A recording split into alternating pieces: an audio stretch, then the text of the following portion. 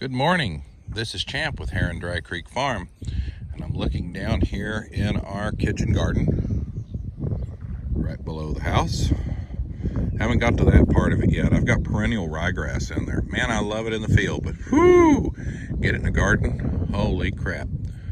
I planted this a week ago, I think. We planted onions right here. I'm gonna companion plant tomatoes and carrots here. And what else did we plant? Peas. I don't think the peas are up. And then this is, what is that? Those are collards, I believe. I may be wrong on that. Yeah, that may be mustard. One of these is mustard, and one of them is collards. And then I think spinach. The short one's kale. And then look at my lettuce. You can see right there, all coming up. Now, I don't have a lot of weeds in here. There are some weeds appearing. They were ones where we just plowed out an area here in the middle. We flame weeded this. And so far, if you're looking here, these are radishes. I said lettuce. There, those are radishes. Yeah, okay, this is lettuce. Sorry. You gotta, I guess like I need to put up little markers on the end of the rows. I figure I'll figure it out sooner or later. You do not see a lot of weed sprouts in here. We tilled it, cleaned it up, and then we tilled out the areas. And notice I have raked sort of the organic matter over here to the middle. That's because I will intercrop another row here of something or another. I haven't decided yet. Probably some squash. Really thinking about using a blue Hubbard to attract all my squash borers early and then destroying it. I love blue Hubbards though. Feel bad to destroy it. Over here, I have got the plowing done and enlarged the village patch, as we call it, where the natives sat for many, many years. There's over 11,000 years of habitation right here. Partially that is Dry Creek, which is an arm of the James River. And right over here, you can't really see it, but in behind those fencing reels is a spring. And humans have been coming to that spring for time immemorial.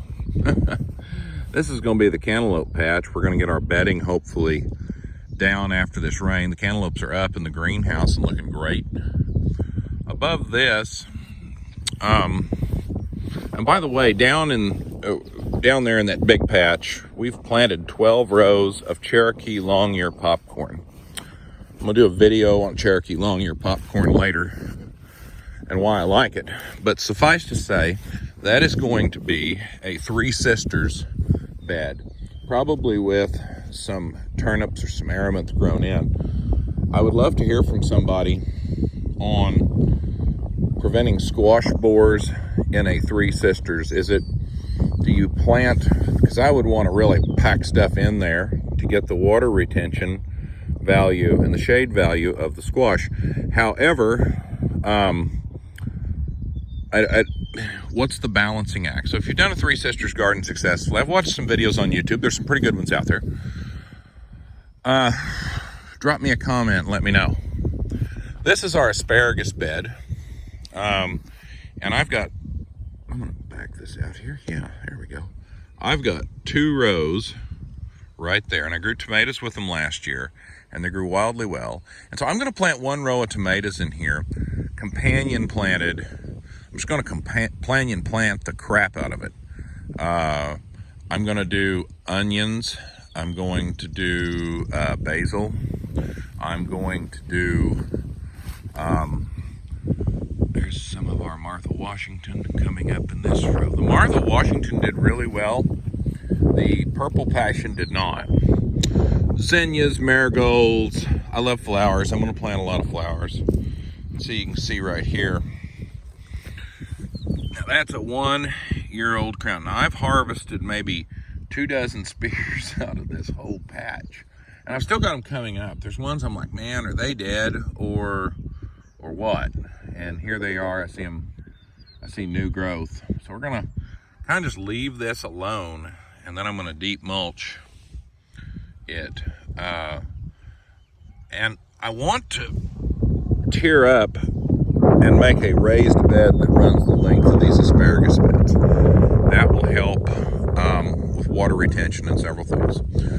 Curious thing about this spot, I have found where we're standing right here, we had this in cantaloupes, and I plowed it and I got it all ridged up for cantaloupes. Now there's a piece out of a sickle bar mower. Those are always fun to find with a lawnmower weed or something. And I have found lots of artifacts right here. If an archaeologist were to come and dig, this would be one of the places I'd want them to start. Anyway, I'm going to plant.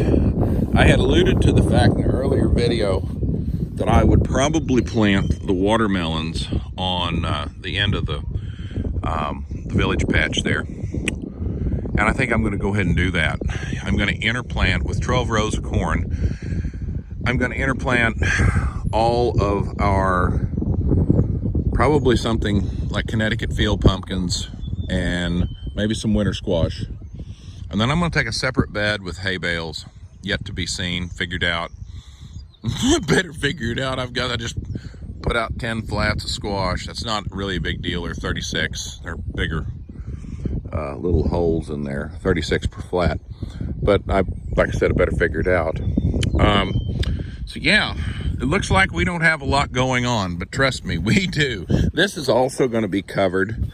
I want to have up here by the berry patch, I would really like to add more, I don't know, attracting things like wasps and different things to come in and work over the varmints that are attacking stuff. We find a lot of stuff in here. Find bottle stoppers from old whiskey bottles and just everything under the sun. So, but yeah, this is going to be covered as well. Flowers. Let's probably plant my okra up here. Probably plant a row of tomatoes up here. It's a really good tomato spot. The cucumbers. And then I'll probably plant a large row of spaghetti, butternut, maybe acorn squash up here. Although I really like to have a place where the squash aren't. A couple places if possible. I may interplant some squash up here with something else. We'll just have to wait and see. But anyway, folks, hey, thank you for viewing. If you have not, if you made it this far, you deserve a medal or something. There's the Pyrenees down there on the other side of the garden, just came up. He's wondering what we're doing. If you have not subscribed yet, please subscribe. Hit that like button if you like this video. Tell me what you want to see updates on, and I will, I'll do my best. I have a sheep and cow video I want to do, probably separate ones. And then I want to do some on some of our, on Cherokee long-ear popcorn in particular. That's an amazing crop, and it's something I have a long history with. I'm not claiming to be any kind of expert, but I do have a long history with it. So stay tuned for that, and let me know what you think. Have a great day.